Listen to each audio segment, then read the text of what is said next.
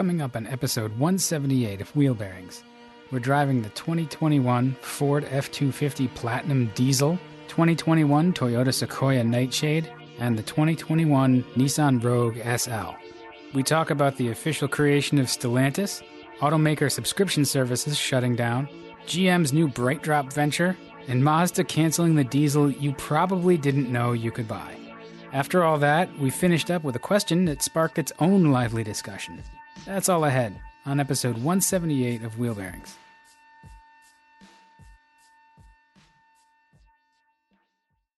Did you know you can support Wheel Bearings directly? Head to patreon.com/wheelbearingsmedia and you can become a patron today. Your contributions will help fund the platforms and tools we use to bring the podcast to you. And exclusives and improvements are already on the way thanks to your generosity. So if you want to be part of an automotive podcast like no other, head to patreon.com/wheelbearingsmedia.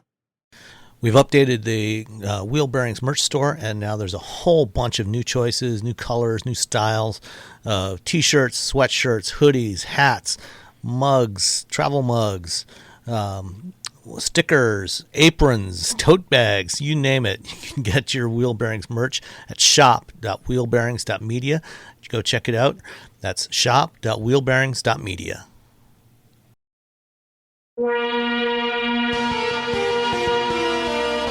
This is Wheel Bearings. I am Dan Roth from Forbes. I'm Sam Abuel-Samet from Guidehouse Insights. And I'm Rebecca Linland from Rebecca Drives. All right, so before I get started, we have a few Patreon supporters, Patreon patrons, who have signed up since last time. We're up to 38 active patrons. Ooh. Right? Wow. And so we have to make sure that we thank them. So since the last episode, we have some new folks who've signed up since then. So Steve Doyle, Chad Leachman, he's in Canada. So I see like Canadian money. We won't hold that against you, Chad. No, it's fine. It's more. Like it's the same, but it's a bigger number. And then Liari is the username. So thank you. John Bonesteel, which is a fantastic name. Fantastic name. It reminds me of that Traffic song, John Barleycorn Must Die. Yeah. Rick Gibbons and Dave Marsh, another listener from Kanakistan. So thank you, everyone, for pledging your support. Again, Sally Field, you like us. You really like us. Let's talk about what we're driving. And I'll be real quick because I've had different versions of the same hardware several times over the last year. Please don't stop because I love it. I've got a Ford F-250 Platinum with the Tremor package and the 6.7-liter diesel. And Rebecca, I think this is the truck that when I mentioned the last F-250 I had, you mentioned that our friend Nicole Wakelin had one. Yes. I think this is the exact truck she had. Oh, really? That would make sense because she's up in Nashua, New Hampshire. Right.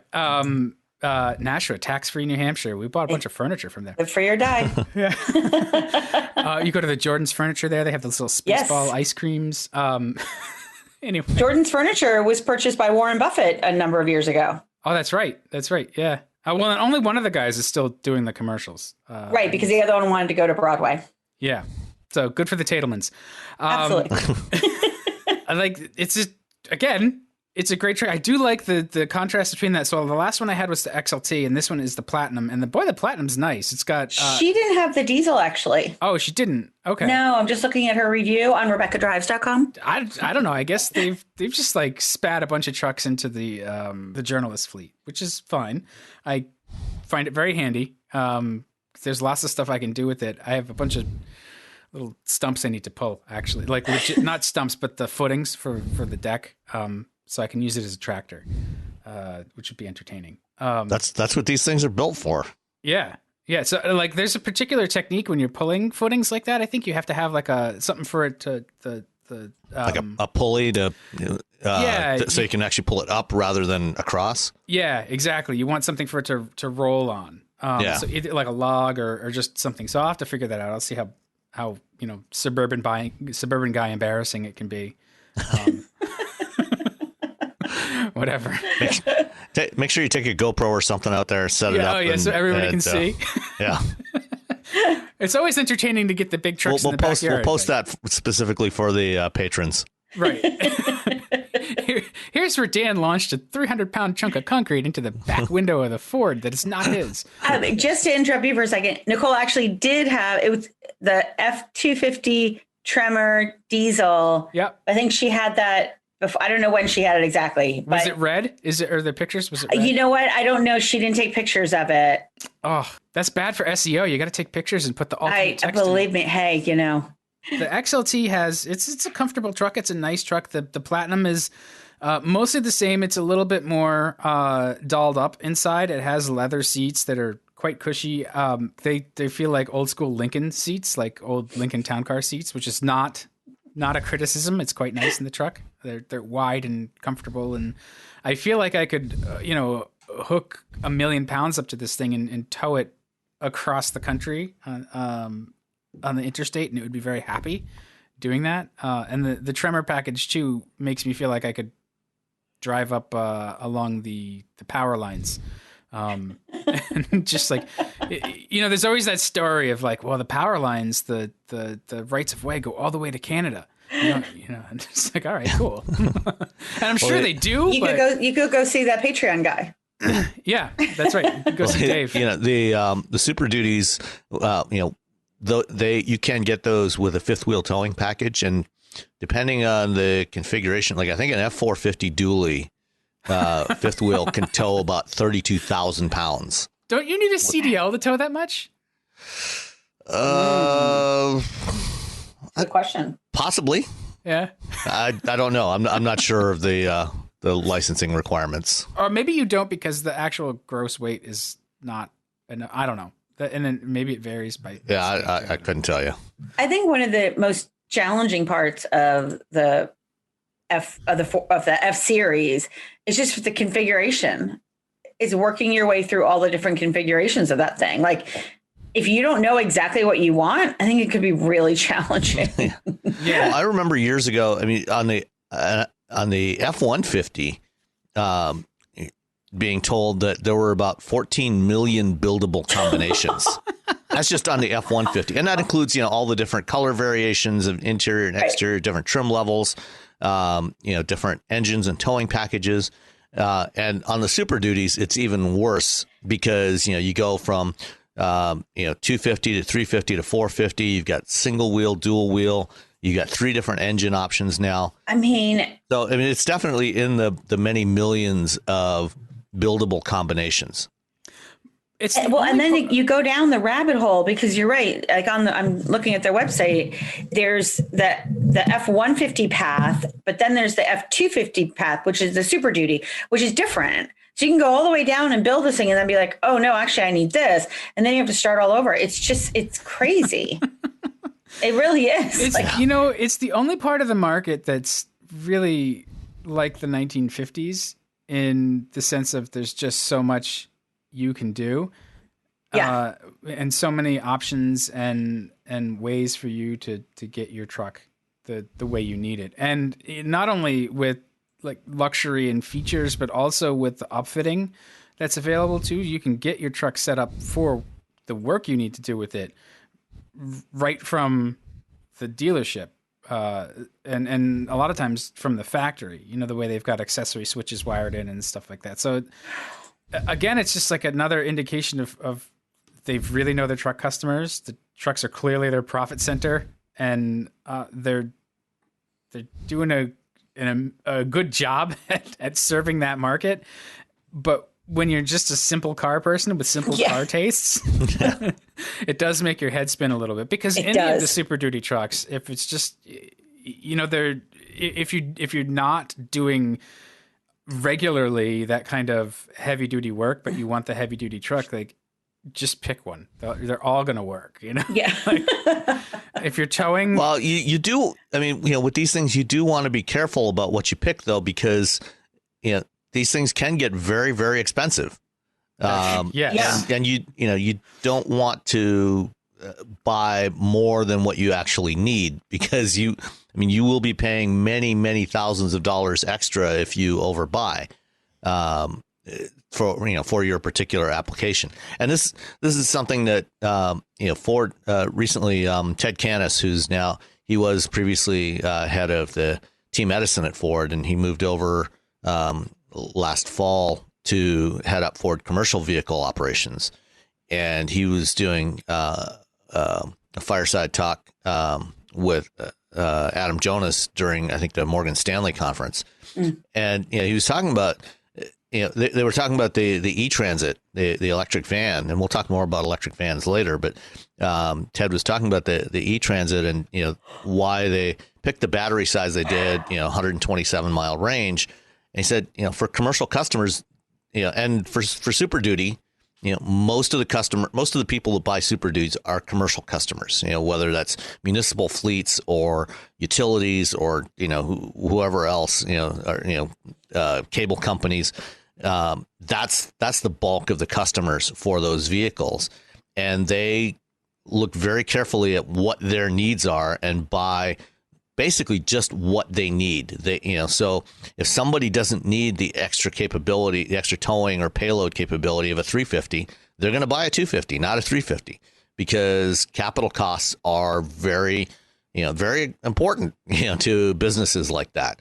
Whether it's a city or a company, that upfront cost is a very important consideration for them. You only get so many years to depreciate it. So that's right. And speaking of costs, this is like an $85,000 truck. I don't have the sticker.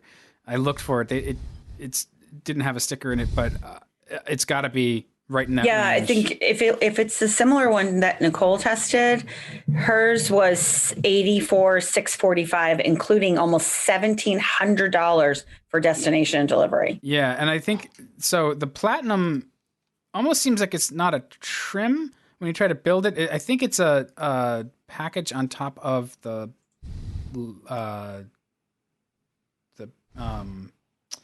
Limited, maybe. No, it's a separate trim. It's its own trim. Oh, there it is. Platinum. Okay, see, they throw you off with the picture in their website. They have a dual rear wheel.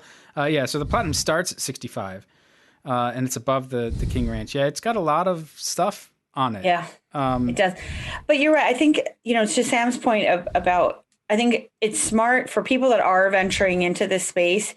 You have to have a budget. You have to go in there and understand like what your max is, because you can rapidly go from $30-something thousand up to $60,000 and really figure out what your actual budget is and try and stick with that. Cause I think you can very quickly overbuy. Yeah. Well, I got curious the other day and I went and built an F-150 at the site. And just not a ridiculous truck. The things that I thought I might want, it was a $50,000 truck. Yeah, that's where I'm in their F-150 configurator now. And this is not a slight on Ford. This happens with the Ram 1500 and the Chevy Silverado and the Sierra. And it's just the whole building a pickup truck, going through the pickup truck configurator for anyone is just you can spend days. Average transaction prices for light duty trucks are now, just shy of $50,000. It's amazing. And, the Super Duties are, tend to be a little bit more than that because, in the case of the Super Duties, as you said, like an F-250 XL, basic work truck, steel wheels and everything, starts at $34,000. And then, it goes up rapidly from there. When you get into an F-450 Limited, you can easily top $100,000 with that thing. So, it's all over the map. But, what tends to happen with these things is, a business owner, like a construction company, the owner of a construction company will buy, a small fleet of these things for the company, or a landscaping business or, for a ranch, whatever, they'll buy a bunch of 250 or 350, XLs or XLTs, work trucks. And then, for the owner, for himself, will buy, a King Ranch or a Platinum or a Limited. All I can picture is Mel Brooks just going, "It's good to be king." Yeah, exactly. It's awesome. Yeah. I mean, the capabilities are impressive. It's, you can tell if you put the gooseneck hitch. So the gooseneck is with the fifth wheel, not the fifth wheel. The gooseneck is this hitch ball in the middle of the bed. Fifth wheel is a little different. That's the assembly that's like a a tractor trailer, but they both kind of do the same thing. You tow from the middle of the bed versus the bumper hitch. So on a gooseneck, you can tow 37,000 pounds, which is like, I mean, that's like a tiny house, isn't it? That's probably a lot more house. than a tiny house. Yeah, that's right. So that's a toy hauler with all your stuff in it, like a 30-foot toy hauler. With like, yeah, like, I mean, look at this. In all but 3 states in the U.S., the weight limit for trucks is 40 tons, 80,000 pounds.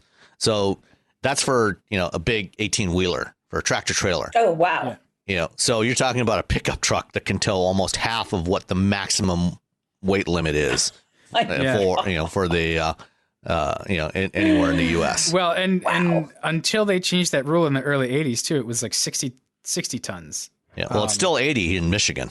Which is part of the reason why Michigan roads are so bad. No. In the 80s, they raised it. It had been 60 tons, and then they, our friend Ronnie Reagan, raised that limit to 80 tons, and a lot of the roads weren't designed for that weight, and that's why some of the roads just got pounded to bits because not just the asphalt, but like the overall design of the road wasn't made for that kind of abuse. But when you think about 60 tons, and this is even closer to 60 tons at close to 40,000 pounds. You can tow 37,000 pounds, and then the truck weighs God at knows least, how much. Yeah, close to 10,000. It's over 6,000 pounds for a you load 250. that up with payload and people, and that's a lot.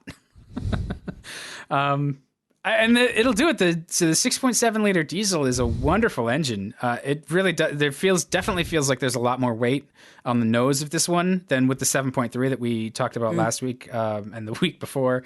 And that we had Ryan Matulik from Ford on to talk about. It's the flip side is it's twice as torquey. It's got like a 1,000 pound-feet of torque.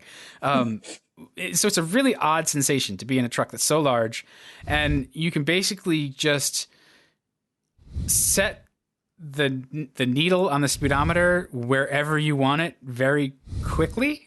And the only analogy I can make for it is like it's like when you're like setting in a control or something, and it's got that like indicator.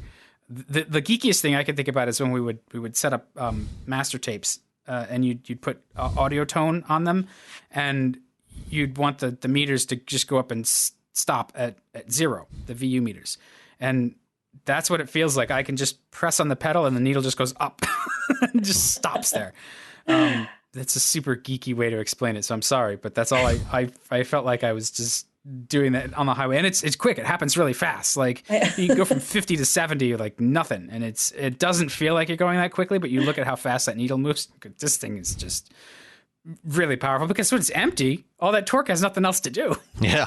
So it's a really well thought out truck too. I think I'd probably skip the Tremor package. Just it's a little bit aggressive for my tastes, but well, it's one of those things. It depends on what you're using it for. I mean, if you're using this truck, if you're on working on a ranch, and using this truck, or on a farm, the Tremor package might make more sense. If you're using this, as a carpenter, or a plumber, probably not a plumber, but an electrician or something, or for a city, works crew, going out, and doing work in the city parks, things like that, which is where I see these things all the time. The Ypsi Township Parks Department has several of these, and every Tuesday morning when I'm walking Daisy, I see them see a couple of them parked out by the park to the south of me, towing all the big lawn mowers. They go out and mow the lawn in the park, and then they drive the mowers, leave the trucks there, drive the mowers 4 blocks down, mow the other park, and then come back, load them back up to go to the next park. If they had a platinum with the Tremor package, no, they're just driving XLs. Right. I was gonna say there would be some nasty letters to the city or the township. And then in the wintertime, they mount the plows on there and use them as plows. Yeah, as a work truck, it's fantastic, and I like that you can be comfortable in the work truck. The Tremor package has the different suspension tuning and the large tires for they're Goodyears, but they're more off-road focused, and so that's really what makes it feel like you can go just about anywhere it can fit. It is kind of long, definitely tall. It's great for a stubby person like me. Like, I don't even know if I come up with, like, my eye level may not be over the hood. They're big now, and it doesn't have motorized running boards. It's got fixed ones, but at least it's got running boards, so you can get in with the grab handles and stuff. So yeah, again, Ford is really buttering us up with trucks, and I like it. So please don't stop.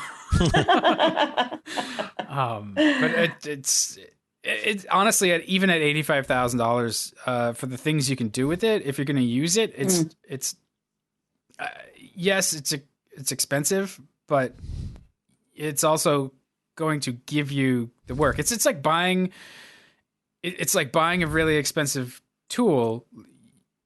You don't do it just because you like it. You have to do it because you're going to get something from it, like. Yeah, I mean, it reminds me of the conversation we had, I think, just last week about the GMC Yukon Denali, like very purpose built and serving a very specific type of need, which I think is really cool. Like that, people may need the Tremor package. They may need that capability. And so I think it's great that all those options are available and those kinds of choices and configurators. So, even though it can really run up in dollars, at least it's available. You can buy exactly what you need. It may cost you, but at least it's available.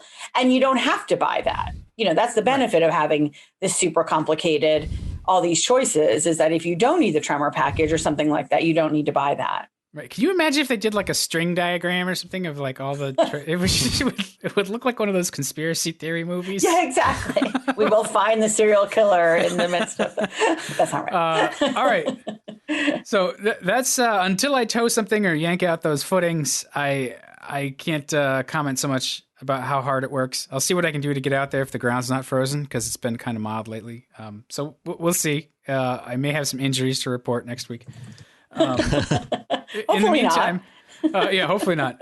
Rebecca, I was intrigued because you're driving the Toyota Sequoia, and I'm wondering if when you open the door, can you count the growth rings? Yeah. This is I did. I had the 2021 Toyota Sequoia. This one, I had what they call the Nightshade Special Edition. Really? They named it Nightshade? Yeah, they launched a whole series of Nightshade models last year at the Chicago Auto Show. Right? Well, no, but that's the thing. Is like you have to ask Toyota, like, tomato or potato? Like, which is it's a poison. It's like it's a whole... Okay, carry on. They named their truck Poison. Got it. So it had the blacked out trim, like the chrome and stuff. Mine was white, and I don't know, for whatever reason, it reminded me of like those old 1950s milk trucks. Oh, like the Dipcos? Yeah. Like, I don't know what it was about it, but so it had the 5.7 liter V8, 6-speed automatic. I mean, just those specifications tell you how old this truck is. It's a nice powertrain. It's just not all. I mean, it's not super wimpy, but it's not all that muscular compared to other stuff now. But it's yeah. I mean, the technology is. I think the technology has overcome the displacement. Like, so you can get more with a smaller displacement with a. But it was fun to drive. It's always fun to drive a V8. They sound great. There's plenty of power there. I mean, it's you sort of have this feeling of invincibility and king of the road kind of, capabilities when you're sitting up so high. This also has fixed running boards, but it was easy to get in and out of. But it's a big truck. I mean, you're king of the road. However, in this Sequoia, you're definitely not king of technology, because I think the optional Blu-ray disc Blu-ray player for the back seat has a 9-inch screen, and the driver has a 7-inch screen in the front. Like I think it's about the size of your phone. I mean, it's so to be fair, though, old school. there's a new Tundra coming really soon, and I would expect on the heels of that, we're going to have a new Sequoia. Yeah, I would think so too. This one debuted in 2008 at the same time as the current Tundra. Yes. Yeah, exactly. I mean, they're both very throwback sort of feel to them. I think that, this one, so the Nightshade version starts at 50,100. I tested it at 68,000. I just think, there's a lot better vehicles out there for this. And, the first ones that come to mind are the Hyundai Palisade and the Kia Telluride. But, because it's a 7-passenger, full-size SUV, as we talked, truck based, 4-wheel drive, center lock diff. I mean, it does, tows. So this one towed 7,100 pounds. The 2-wheel drive towed 7,400 pounds. It's a lot of capability, but it also feels like you're driving your father's Toyota. How's that? Because you are, which you pretty much are. Exactly. When you think about, if you look at, the most direct competitors to this, body on frame, full size SUVs, Chevy Tahoe, GMC Yukon, Ford Expedition, each of these vehicles has gone through, a couple of generational changes. Right. And those are better competitors to the Palisade and Telluride. Yeah. Yeah. Since this thing came out, and, they've gotten substantial upgrades, in pretty much everything. And those GM utilities now, the new Tahoe and Suburban, are, I think, probably vastly superior to this, to what you're getting here for roughly the same amount of money. Well, right. I mean, that's the thing. They all start at $50,000. Yeah. So, this thing was, I mean, it's old. It's old. There's no getting around it. Was it terrible to drive? No. I mean, it's still a Toyota. It's still very durable and reliable and all the good things that Toyotas are. But it's just, I can't make the case for somebody to purchase this vehicle when there's so many better competitors out there. And by the way, this wasn't even the most expensive. There's a platinum edition that starts at 66,000 that, I mean, it still has all the same kind of very flat black interior, very, plasticky kind of feel, and not in a durable sort of way, in a 2008 kind of right. way. In a bottom of the recession, like yes. I mean, I don't know when it was refreshed, if there's been a refresh at all. Has. Well, yeah, I don't know. I mean, they've tweaked grills and things like that. Yeah. But, nothing substantive since 2008. The Tundra is similar, where it's been refreshed a couple of times inside, but overall the milieu is still recession grade plastic. Yeah. And the Tundra at least got a pretty substantial exterior refresh, 4 or 5 years ago, with new sheet metal. It's still the same under the skin, but it did get new sheet metal. The Sequoia hasn't really gotten that. And, the market, it's kind of spoken. I just pulled up the Toyota's 2020 sales. Okay. They sold 7,364 Sequoias last year. That was down 29% from 2019. Wait, how many? 7,364. 7,000. They sold 7,000. Like that's okay, but it was 2019, and that was 2020 rather had its own special issues. So big 20 took off. Yeah, we had a 16. Yeah, no, I'm not saying that it's sold a quarter million.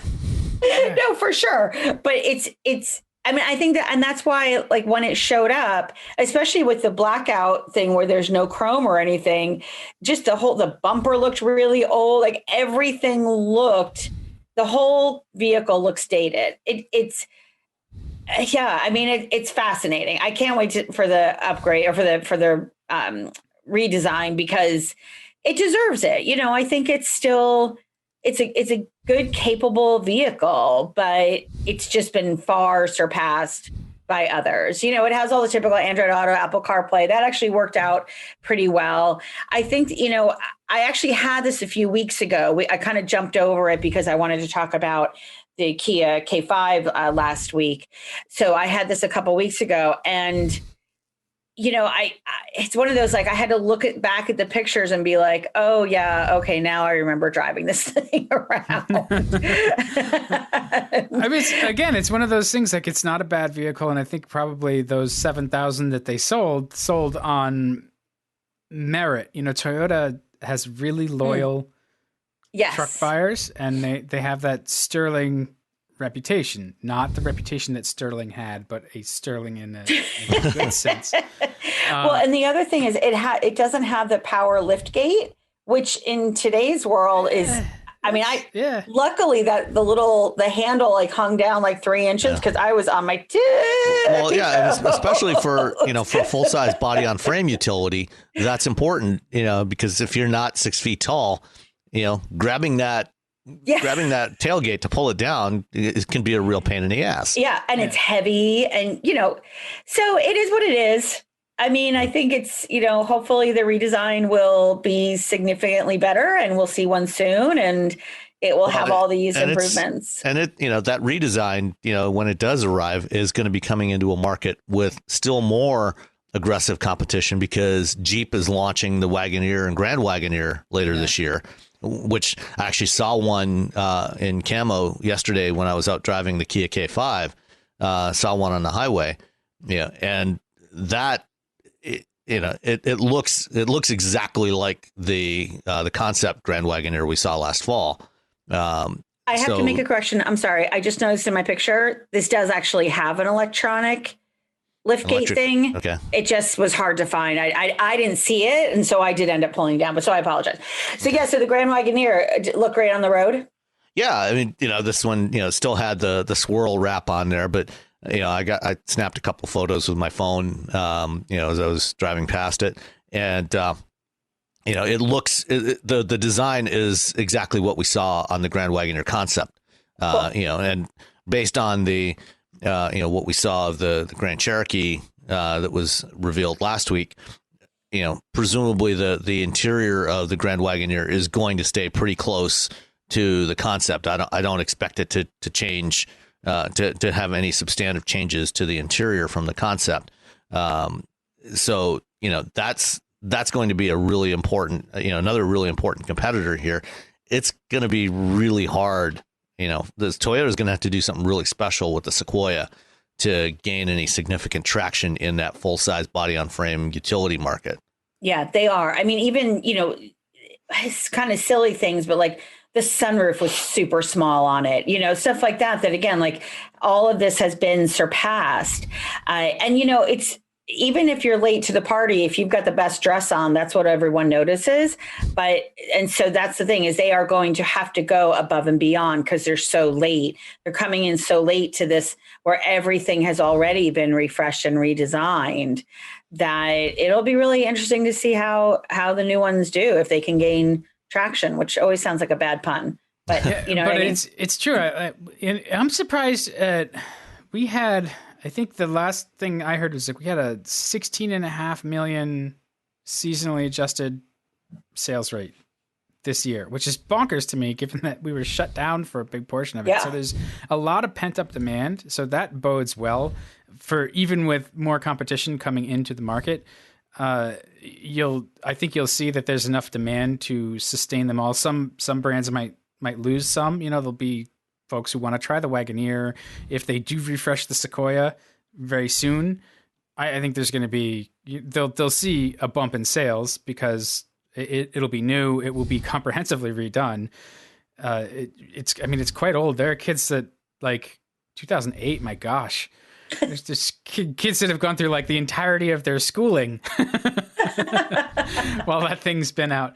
But it's, at its core, it's not a bad truck. It's just, it was early to the party in that sense. Now it's kind of overstayed its welcome. Yeah, now it's showing its age. So we'll see. So yes, that was my ride. Needs to retire to the drawing room. But Sam, you mentioned the Kia K5, and we talked about it. Me and Rebecca were driving it last week. So How did it hold up to? I'm still in the middle of driving that one, so I'll talk about that one next week. Oh, let's tease it for next week. Excellent. Yeah. Yes. But let's just say it's good. It's really, really good. Yeah, I was impressed with that car. But what I'm going to talk about this time is the 2021 Nissan Rogue SL, which I did the media drive program for this last September, which was like one of the first drive programs did, when we started to sort of emerge from this thing before it all went to hell again. I got to spend a week with the Rogue, and it is vastly improved from the previous generation. And the previous gen Rogue, is another one of those, that had been around for a while. It was one of the older models in this segment, this compact to midsize crossover segment, which is, this is the hot segment that isn't full size pickup trucks right now. This is where you want to be in terms of volume. You've got the Rogue for the last 3 or 4 years has been Nissan's best selling vehicle, since it overtook the Altima. And I think in 2019 they sold almost 400,000 Rogues. Similarly, Toyota sold, well over 400,000 RAV4s, in the same ballpark with the Honda CRV. And then, you've got other competitors like the Jeep Cherokee, the Ford Escape, and many others. So this is where midsize car, the midsize car sedan buyers have migrated to this segment. This is where people that are buying vehicles as daily drivers are going. And so and most of the models in this segment are relatively fresh. I think the CRV is probably the oldest now, and that's like 3 years old, 4 years old. It's not even that old. Yeah. So it's a really competitive market, and Nissan has done a lot to make this a much better vehicle than it was. The design, we've talked about before. It's quite, it's a departure from what it was before. It's picked up a lot of the design language that we've seen in the recent sedans, the Altima and the Versa. Sharper edges. It's a more blocky looking design. You could argue that it's maybe a little more, not aggressive, but a little chunkier looking than before. But there's some really good functional elements that they've done. Like, for example, I think one of the things that I think is the coolest element of this, the rear doors actually open up to almost 90 degrees. And because this segment, this compact midsize crossover segment has become the default family vehicle for a lot of people. A lot of people are loading kids into the backseat of this thing, as they would have in the past into an Altima or a Fusion or something like that. Having that door that opens out so wide, of course, there's downsides to that if you're in a parking lot, but having that door that opens so wide does make it a lot easier, to access that rear seat, get kids in and out, get them strapped into their booster seats or child seats. So that's a very, very nice feature to have. The one I drove was the SL Premium it was front wheel drive. This year they added a platinum trim above this. So the SL used to be the top trim level for Nissan. Now it's platinum. But this one was really well equipped. It had the ProPilot Assist, and one of the features that they upgraded the ProPilot this year. So it's not the version 2 ProPilot that debuts on the electric Aria crossover later this year. Is the one that allows you to go hands-free. So this one is still a hands-on system like the original ProPilot, but they have enhanced it. They now incorporate map information as an input to it. So if you have plotted a navigation route that involves an interchange, it won't do the lane changes for you. You still have to do the lane changes, but as you go into an interchange into the exit ramp, or even just going off the highway, it will automatically slow you down. So you don't have to touch the brakes. It'll slow you down to a speed that is safe for the curvature of that road. Or if you're coming up on a roundabout, same thing. It'll slow you down as you go through the roundabout, which, is a very handy feature to have. A lot of the time, if there's any other cars around you, I had to drive for quite a while to get into some scenarios where I could actually see it work, because, a lot of times you'll be behind somebody else and the radar will automatically slow you down anyway. But this, if you're not following somebody, it will slow you down automatically, which is nice. It's a handy little feature. You've got also, all the other array of driver assists. You've got, parking assist and cross traffic, blind spot monitors and cross traffic alert. All that stuff is standard on the Rogue this year, which is always good to see. The one of my complaints, long running complaints with Nissan for the last I don't know how many years now, has been the quality of the displays that they use for their infotainment system. And what causes that?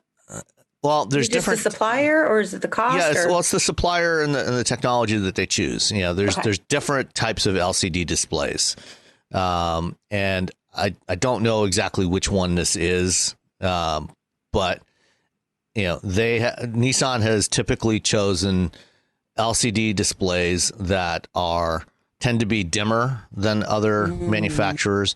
They're also, when you look at them, you can see that the display itself is actually set back a little bit from the top glass surface where the capacitive surface is. And so it looks like there's, when you go to touch something, you can tell you're not actually touching right on where that target is. So sometimes you hit it off by a little bit, but the bigger problem with this is, and as an example, one of the things that Apple did a number of years back with their displays for the iPhones and iPads is they went to, because this used to be a problem, more of a problem on mobile devices as well, where you weren't actually, where you were touching was not right at the display level. You could tell it was sunk back below the touch sensitive glass. Okay. What they did was they went to a laminated display, which is a little more expensive to manufacture, but basically it just compresses everything, gets everything closer to that top surface that you're touching. Nissan hasn't chosen that.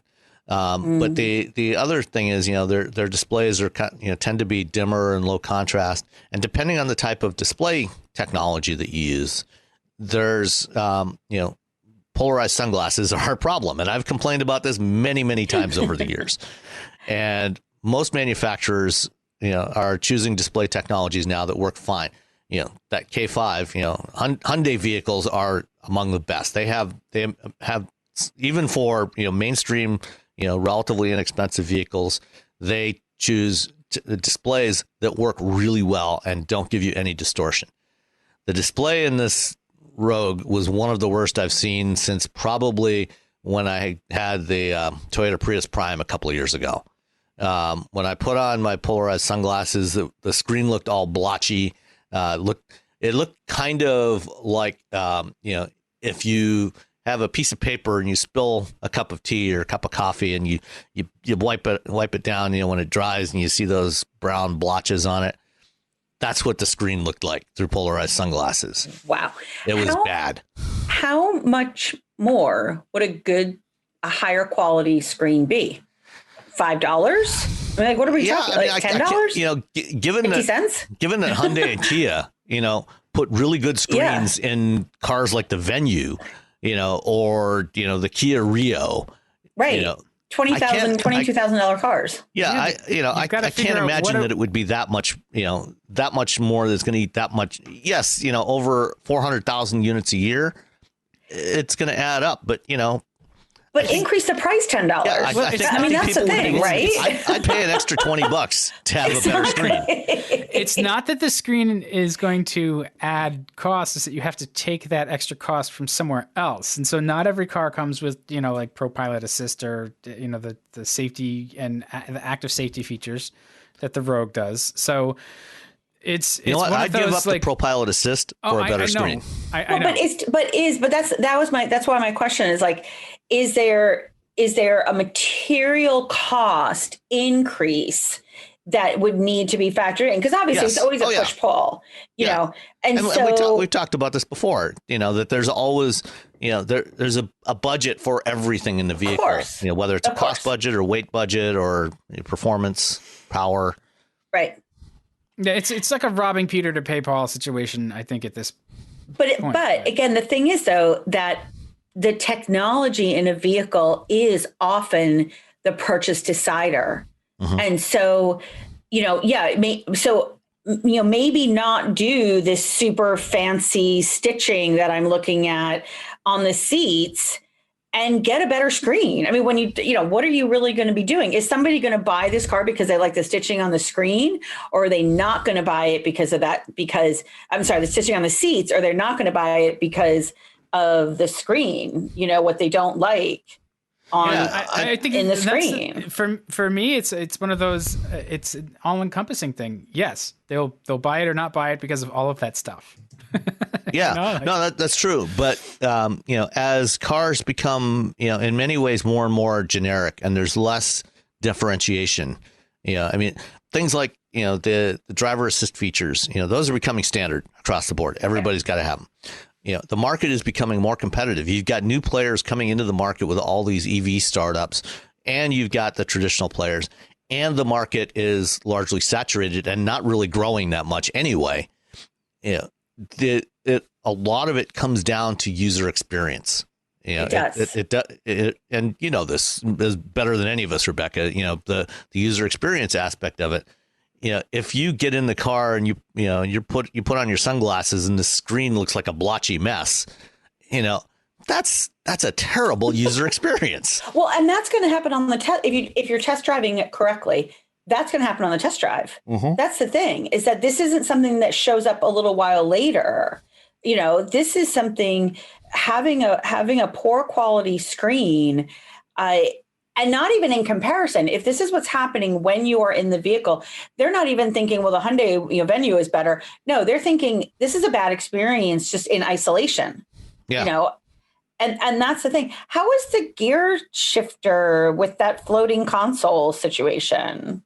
It's fine. It's an electronic shifter.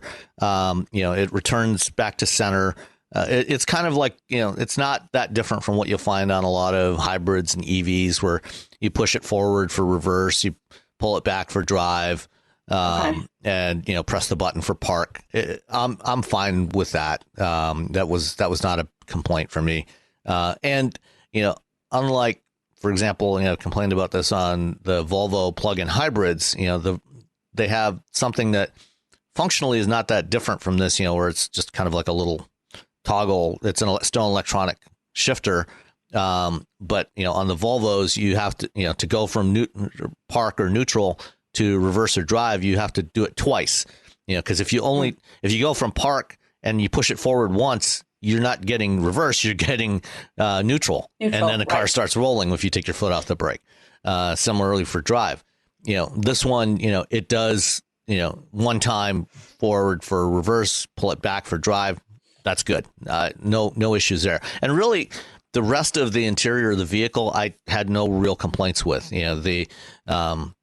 It's got in the center console, it's got the butterfly opening doors, the armrest, that opens up butterfly style. So if somebody needs to get something out of that bin from the back seat, it's out of the way, so it opens up, it splits longitudinally, opens up to either side, easy to get stuff in and out.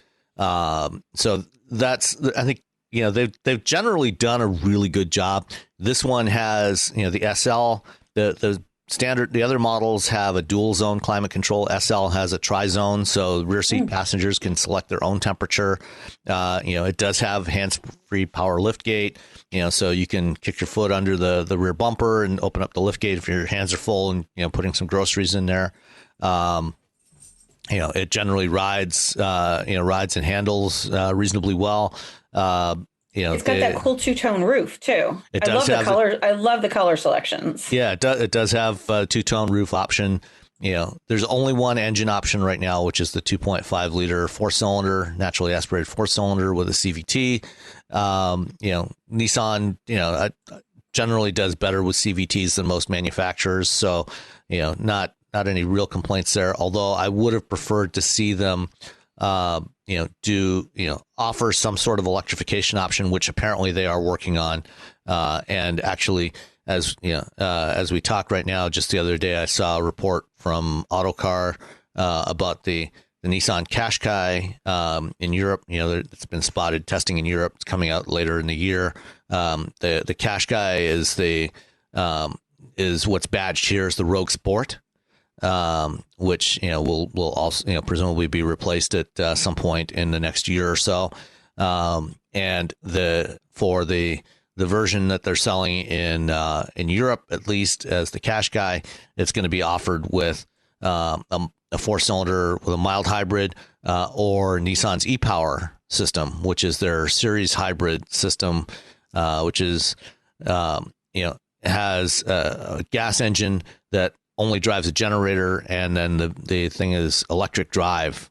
There's only an electric motor connected to the wheels, and it's been available in Japan for several years now. They have not offered it here yet, but it's supposed to be coming here. So presumably, maybe that powertrain will come to the Rogue in the next year or so. But aside from the screen, the rest of it is fine. I mean, it's a nice vehicle. Spent 15 minutes complaining about the screen. And now we're like, yeah, but it's a good car. I really liked the Rogue, actually, when I had it in October. That's the thing. I mean, the rest of it is so good. Yeah. I have no real complaints about the rest of the vehicle. But that screen would be a deal breaker for me because I don't like screens anyway. But so it's not so as bad as So other than that, Mrs. Lincoln, how was the play? Right? Exactly. But I agree. Like, I think the Rogue is in a really competitive market, and it's a really friendly family size crossover. I went back actually and listened to our show with the Rogue when I had it in October the other day, just to refresh about it, because I'm trying to actually crank out some reviews that I'm behind on. Welcome to my world. Yeah, might want to actually get the coverage out there for the getting the car in the driveway. That's sort of how the system works. You send me the car, I get you some coverage. But the Rogue itself is a compelling little package. I agree, I guess, that the screen isn't great. I didn't have the litany of complaints that you do, but I haven't had polarized glasses in a while. So you were like that one perfect storm of like a really technically competent reviewer who wears polarized glasses and drives everything else on the market. So I'm confused. You said it has 3 rows, but I don't see any pictures. No, tri-zone. It's not a 3-row. It's not a 3-row. Okay. They used to offer a 3-row option in the previous gen Rogue. I didn't see anything. So what is tri-zone then? Tri-zone just tri-zone climate control. So you got left, right, rear. Yeah. So, today, a lot of cars today, the driver and front passenger can set their own temperatures. Right. Yes. The tri-zone, the rear seat passengers can set their own temperature as well. Oh, I see. Okay. So the 3 zones are the driver, the passenger, and the people in the back. Right. In the second row. Okay. So, if the whoever's in the back, if the driver wants it at 68, and the front passenger wants it at 72, and the kids in the back want it at 76 or at 60, they can do that. Right. I'm here for your remedial explanations. And listen, and one other nice feature that they do have, which is not something you typically find, in this segment, is second row sunshades on the doors.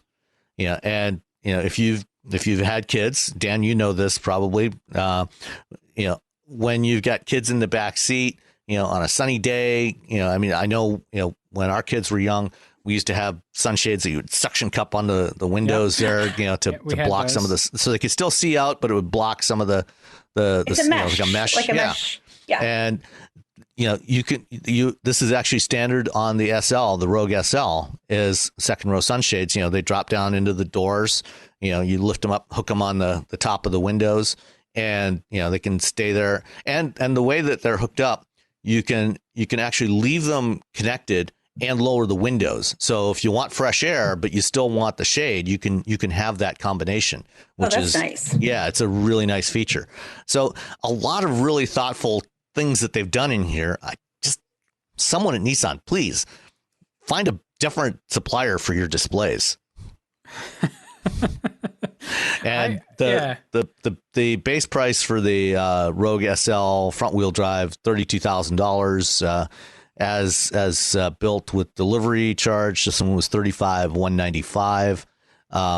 The Rogue S starts at $27,000 front wheel drive. The Platinum all wheel drive starts at $37,000, and I think fully loaded with every available option, it's still under. I think it's like $39,000 or so with delivery.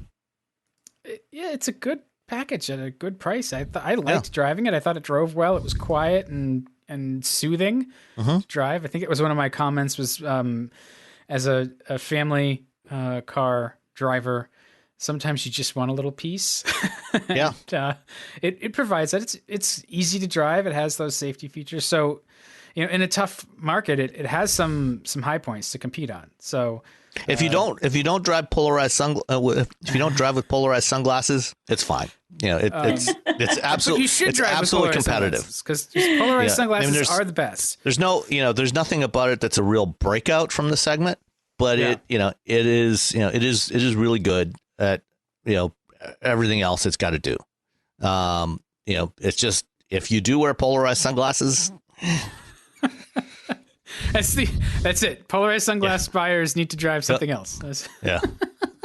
Or just use the voice commands.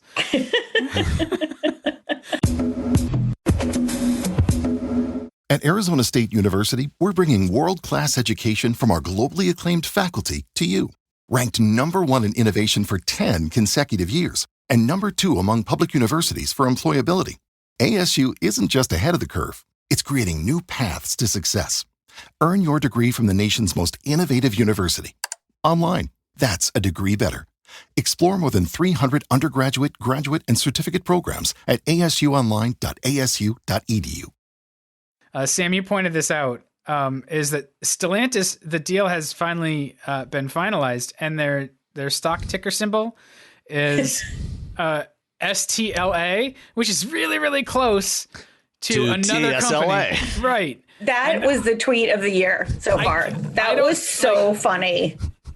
And I can almost guarantee you that tomorrow, when the markets open in Europe and then on Tuesday here, that there are going to be a whole bunch of Robinhood investors that fat finger it and buy a bunch of Stellantis stock and run up the price. So the thing is, like, you want to sell. Like, that's amazing. Do people actually squat on typos like that, like they do with domain names? Oh, I'm sure they do. I have absolutely no doubt that the choice to use. I don't think Stellantis was chosen specifically for this reason, but I think at some point along the line, somebody realized, ooh, STLA, that is really close to TSLA, and transpose those first two letters, and I think that somebody in marketing or somebody in the company was rubbing their hands with glee at that thought. Hilarious. Awesome. I still hate the name Stellantis. It sounds like something from a pharmaceutical company. Yeah. Yes. I keep waiting for the, low voiceover warnings to come into play. It may cause damage to your health and, if you need to breathe on a regular basis. And, it sounds like either an antidepressant or something that you rub on your balding scalp or take to address some other male. Honestly, problem. I think automobiles sort of serve as a balm for all of those conditions in some way or another, don't they? Yeah. Figuratively. Do we explain to our audience what Stellantis is? Yeah, we probably should remind them of that. So as we record this on Sunday morning, yesterday, a day ago, Stellantis was officially born. This is the new name of the parent company, of the merged Fiat Chrysler Automobiles and PSA, which is the parent of Peugeot, Citroën, Opel, Vauxhall, blah blah. I think there's several. DS. I think there's like 7 brands within there, and this is actually something we should probably discuss a little bit.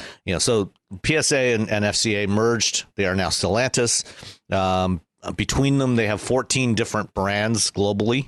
What do you think, Rebecca? I'd love to hear your thoughts on this one. Well, I mean, you tease the phrase perfectly. They have 14 brands globally, which I think is going to be one of the biggest challenges. And it's actually, there's pros and cons to this. I remember years ago when we were looking at the Daimler Chrysler marriage of equals, whatever that was. And the fundamental flaw with that relationship was that at the base, their customer was very, very different. I mean, you had Dieter Zetsche in That Thing Got a Hemi commercials. People actually thought that he was a character. They didn't know that he was the CEO. Well, I mean, he had that magnificent mustache. He did have that magnificent mustache, but this German accent, like all that, there was. I mean, there was a failure to blend, and I remember talking to some people that were in like engineering meetings, and they said that the customer at its base was just so different. What I actually even liked about the Fiat Chrysler merger was, even though it's a global company, their customer, though, had a lot of the same values. You're still talking to a similar audience. And so I think that there's opportunity here with this merger with Peugeot to reap some of those, economies of scale, still respect the different brands. But I think that in those foundational meetings about vehicles, you're still talking about a customer that is diverse, but has some core values that are similar. Well, with the Daimler Chrysler merger too, I think one of the things that didn't help was the engineering cultures didn't mesh, and they sort of forced it. And yes. So there was rework that had to be done because Chrysler did things in a much different way than Daimler did it, and they had to align them versus what happened with Fiat and Chrysler, where they sort of let things run on a parallel path to a degree, which is a little bit more difficult, I guess, because you've got then multiple architectures and systems to support, but also by that point, there'd been some atrophy at Chrysler itself, where the platforms just weren't there. Like there were a lot more models and a lot more brands when the Daimler Chrysler deal happened versus, was it 10 years later, when they had killed off Plymouth and they had shrunk the offerings across the lineup. So there was less friction when Fiat came in, because Chrysler didn't have some things that they had had before. And what they did have were holdovers. The minivans were very old, for example. Yeah. And so it was a little bit more graceful to bring some Fiat platforms in. That's what you've got, like the Jeep Renegade is a Fiat platform. The Cherokee is a Fiat platform as well. And there were some missteps, but overall I think they tried to put the product out there and like you said, like pay attention to the customers, match up with the customers' desires, and some things worked, some things didn't. The Dart was a weird launch where they launched it in manual only, which is like that's great, Sergio, but you've been to America. Like, and it kind of sucks because it was a good little car, but like that and the 200, they didn't really they kind of missed on both of those. The 200 was a little bit too small for its segment. Yep. The Dart, as you said, manual to launch, and also coming to market at a time, when sedans, were already starting to decline. Yeah. So I think that there's that opportunity here. And I was looking at the Chrysler page yesterday. They offer 2 vehicles. Yeah. The 300 and the Pacifica and the Voyager, but the Voyager. The Voyager is just a decontented Pacifica now. So so do you anticipate either of you? Are you anticipating that we're going to see some brands go away, or that we're going to see some platform sharing? And I don't expect we're going to see Peugeot return to the U.S. market, although there's a subset of fans who would love that. I think what you'll see is Peugeot product return to the U.S. market under Dodge or Chrysler nameplate. You want to go first, Rebecca? Well, I think that there's no doubt that there's going to be some brand consolidation, on a global basis. I'm not talking about just in the US. I'm talking about on a global basis. I think that we could definitely see some very strategic, I don't think that they shouldn't cancel brands just because they want fewer brands. You need to do it on a very strategic basis. But I do think that we will see that. And I would hope the responsible thing is to do some platform sharing, again, on a very strategic basis. Well, I mean, luckily, FCA doesn't have any platform. So there's that. I mean, what do you think, Sam? Yeah, I mean, I think that obviously Ram and Jeep are safe. They're not going anywhere. The other two, domestic brands, Dodge and Chrysler. Dodge has actually been doing reasonably well, with its niche of, they've been pushing this muscle car idea, American muscle cars, and the Charger and Challenger, despite their, age, are doing shockingly well, and I've been hearing some rumblings that there is not going to be a replacement for the Durango. So the Durango is probably going away. And, this is, the Grand Cherokee L, is going to be the replacement for the Durango. Because the Durango right now is, on the same platform as the Grand Cherokee, the old Grand Cherokee. And it's a 3-row. It's a longer 3-row alternative to the Grand Cherokee. The Grand Cherokee L is going to replace that in large part because customers are willing to pay a higher price for effectively the same vehicle if it's got a Jeep badge on it than a Dodge badge. So Dodge is very blue collar, and Jeep doesn't have that constraint. Jeep is blue collar aspirational, but it's also, I think that there's, like you said, there's a lot of non blue collar folks that will buy a Jeep that won't touch a Dodge. Busboys and billionaires. Yeah, there you go. So, so I think there's some significant risk for Dodge. Because who knows how long they can keep that going, and I don't think that there's really anything in the PSA lineup that is going to be a good fit for what they've tried to make the Dodge brand into, as a for platform sharing. Yeah, I think that Dodge is also threatened by demographics here in the States. I think that there's enough blue collar Hemi buyers. I mean, I had the Dodge on a track, which I kept wanting to talk about it, but the embargo was still in effect.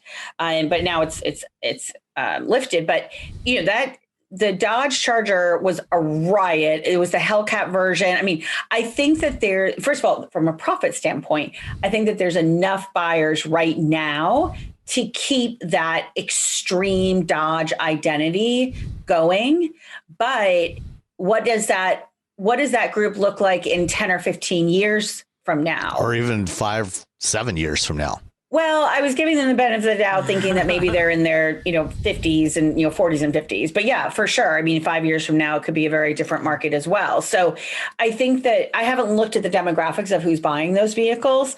But I think that Dodge the biggest threat to Dodge is in some ways demographics, because I think they make enough profit on those vehicles to justify the continuation of it on a very, geographically local basis.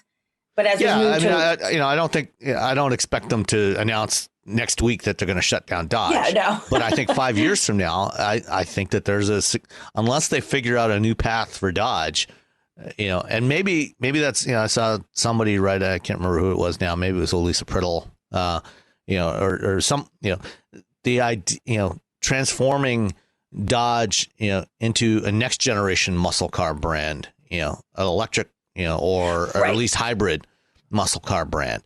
But part of the muscle car is the exhaust note. Right. Well, that's why, maybe a hybrid muscle cars, hybridize those with, the same, because you've got the technology there, this ZF hybrid transmission that they're using in the Wrangler, and that's going to be in the other Jeeps this year. That fits in, that's the same package as the current ZF 8-speed that they're using in all the Dodges. So you could drop that in there, put it doesn't have to be necessarily a plug-in, at least to start with, put a, 1.5 kilowatt hour battery, under the back seat or in the trunk, and, add, more, basically add, more power to those things. Yeah. And, so you make them even quicker, make them a little more fuel efficient. So that's a, sort of a midterm, the long-term plan for Dodge, who knows at this point. Well, I think Dodge is one of those, they're a brand, but they're in that position that we've seen independent companies get into after they build the same thing for a really long time. My mind just goes back to Volvo having built their, the 140 and then 240 series, for 20 years. And the problem they had was, seems like it was longer than that. That basic or like 30. The 140 came out in 67, and the last 240 was 93. So a long time. Yeah. Almost 30 years. Yeah. And the problem they had was like it almost killed the company, because it wouldn't stop selling until it finally just like fell off a cliff. And, they tried to replace it once with the 7 and 9 series cars, but they were basically the same hardware kind of rehashed, and the Charger and Challenger are in the same position where they still sell, and they're not a bad car. They're actually really good. I like them quite a bit. But they don't have, they're still a car. They're a coupe and a sedan.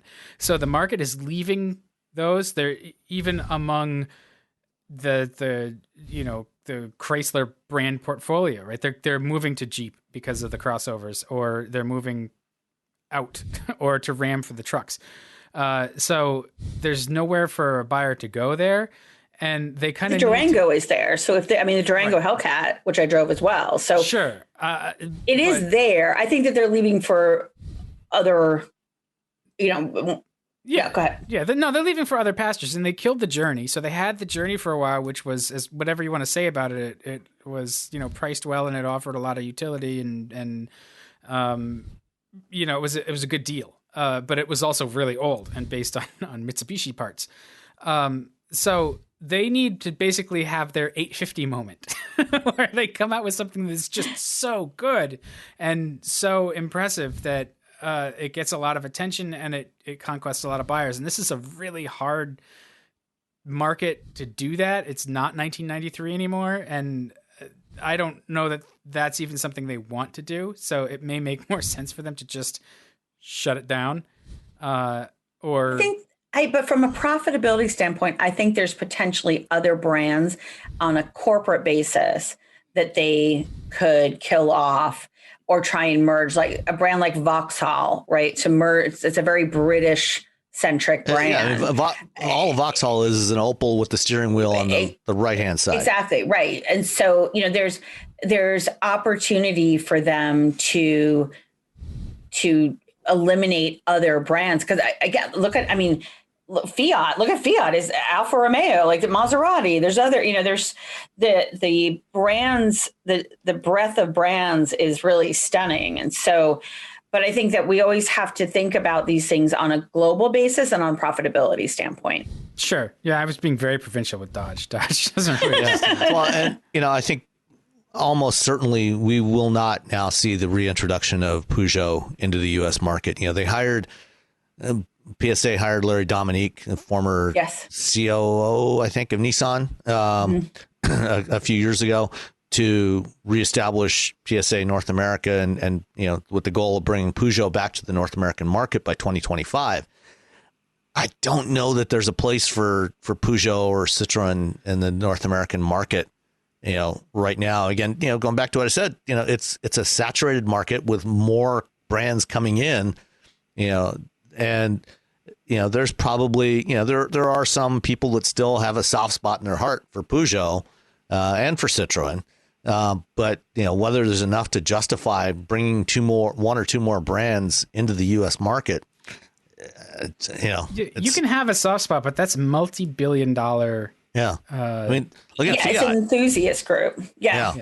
Fiat, just got no traction at all.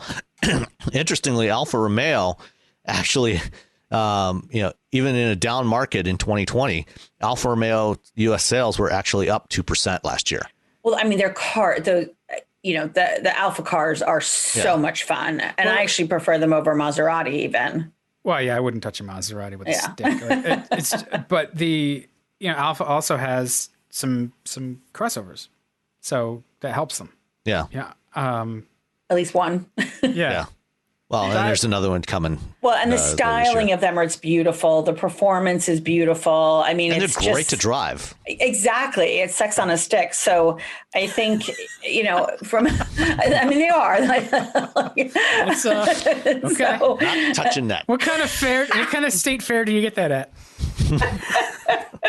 So I think, it will definitely, I'd love to be part of that strategic discussion of what goes and what stays. I think that's it's a lot of push pull, like we talked about earlier in the podcast, right? Like there's always that if you put something in, you have to take something away. With this, in order to maximize the benefits of this merger, I think they're going to have to look at calling some of these brands. We're going to be all very surprised when we find out what they actually do. This is true. This is the only accurate prediction I can make. Speaking of adding brands to the U.S. market, GM, just a day after or 2 days after we talked about their new logo, added a second new logo for their new brand, BrightDrop. This one seems a little bit more promising, though. Yes, as a product, yes. Yes. The heart of Mary Barra, or actually GM. Mary was part of it, but she came and went during the course of an hour-long keynote for the virtual CES this year. And the big news that came out of that, along with some first teasers of the Cadillac Celestiq, was the announcement of BrightDrop, which is a new business unit for General Motors that is focused on the commercial electric vehicles. And their first product actually is not anything like you would ever expect from GM, which is launching in the next few weeks. It's called the EP1. It's an electric pallet for moving goods around warehouses or moving them on and off of delivery vehicles. But then later this year, before the end of this year, they are going to start deliveries of the EV600, which is a new commercial electric van, a cargo van, targeted. It looks, very much targeted right at the Ford E-Transit, the Rivian Amazon van and Workhorse and, a few others out there. And, it's built on the same Ultium platform as the Hummer and, all of GM's other EVs. And BrightDrop, the interesting thing is they didn't make this van a Chevy. This is not, a drop-in replacement for the Chevy Express GMC Savannah vans. This is very much a more, like the European style vans, like the Transit and Ram ProMaster and so on. And, flat floor, battery under the floor, that sort of thing. it's actually a little bigger than the biggest Transit. The 600 actually comes from the 600 cubic feet of cargo space it has inside. The biggest Transit is only 473 cubic feet for the long body high roof. Yeah, 600 cubic feet is that's a lot. Yeah, but the business unit is establishing a whole electric commercial vehicle ecosystem. So they're tying in their telematics stuff. So, fleet managers can track where the vehicles are, when they need service, when they need charging, all of this stuff. And they're going to, it sounds like they're going to have a lineup of a number of vehicles and different variations of this van. One of the variations that they showed in the presentation showed a version of the EV600 where the whole one side of it drops down 90 degrees, and they have these electric pallets in there. And these e-pallets are interesting, because they have little electric motors that can go up to 3 miles an hour. And it basically, as the operator is pulling it around, it adjusts its speed to the operator's walking pace. So it's, kind of cool in that respect. But they showed a quick load version of the EV600 where, the side drops down and you see, a row of these EP1 pallets in there. They can roll out onto the side, and then it drops down, kind of like what you see on a lot of delivery trucks on the back. This is on the side, so it drops down right down to the sidewalk. You roll the pallets off or roll them on. So quick load and unload, and there'll probably be cutaway versions of this, for like airport shuttles and things like that. So there's going to be a whole range of these things. They're not going to be sold through existing GM dealers. There's going to be a separate retail mechanism that they haven't discussed the details of yet. Can they sell them directly? Or do they have to go through a franchise? This is what we don't know yet. I'm thinking that the reason why they set this up as a separate business unit is so they don't have to go through a franchise. I think so too. Yeah. So, so they can sell them directly to fleets. Their first customer is FedEx. They worked very closely with FedEx on development of this vehicle and the e-pallet, the EP1 pallet. And the first 500 of these are going to FedEx by the end of this year. And then it'll be available to other customers next year. So my belief is that they are not going to have franchise dealers. They're going to have their own, separate retail system. And the thing is, I don't know the franchise laws in enough detail, or what their agreements are with their existing dealers. But I think that, because they set this up as a separate business, separate LLC that's wholly owned by GM, but it's not, it's a separate company. So I don't think they have to go through the franchise dealers. I'm guessing that they will probably contract with a bunch of dealers in various locations to provide service, but not sales. So it'll probably be a direct sales model. Yeah, I think, anytime that I hear that they're setting up a separate retail, that's just, as Dan pointed out, that's billions of dollars all of a sudden you're talking about in capital investment. So I think that they would probably have some mechanism to sell direct, like, a fleet manager kind of situation. Well, and that's why, because it's a commercial, you don't have to have the same kind of retail network as you would have for consumer vehicles. Well, commercial too, like this can be a sneaky way for them to try out some direct sales channels, though, that eventually do trickle down to consumer level sales models. So that's the thing that interests me the most is I think, honestly, the EV stuff is going to really take off by serving these commercial markets. They're going to fine tune the technology. They're going to learn a lot, and and they'll probably be profitable faster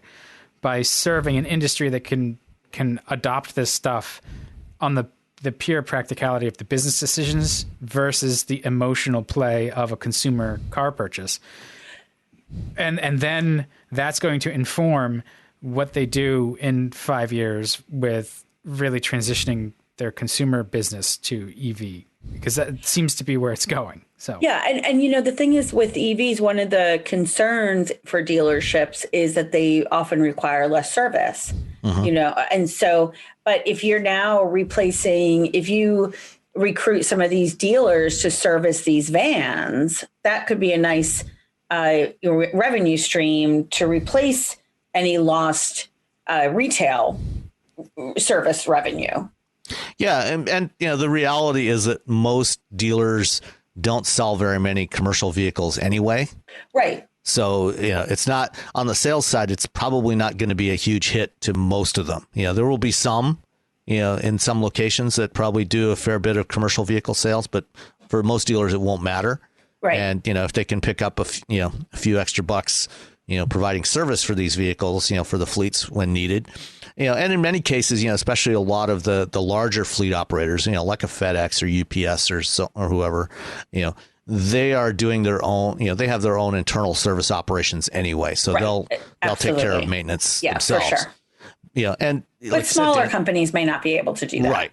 And, starting, early in 2022, these will be available to any business that wants to buy them. And then,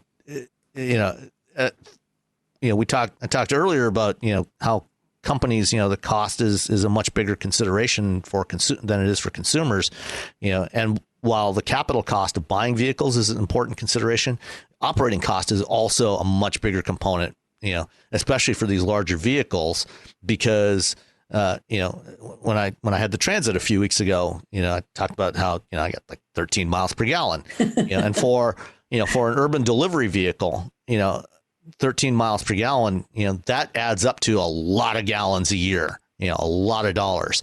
And the transition to electric for that kind of vehicle, you're talking huge, much bigger savings in operating costs than you are for somebody switching from a Chevy Cruze to a Bolt. The savings in fuel are enormous for these commercial customers. So it's going to be very interesting to see how this plays out. Another interesting element of this, at the time when they made the announcement on Tuesday, they did not say where the EV600 was going to be built. The assumption at the time, my assumption was that it would probably be built at the Detroit Hamtramck plant alongside the Hummer.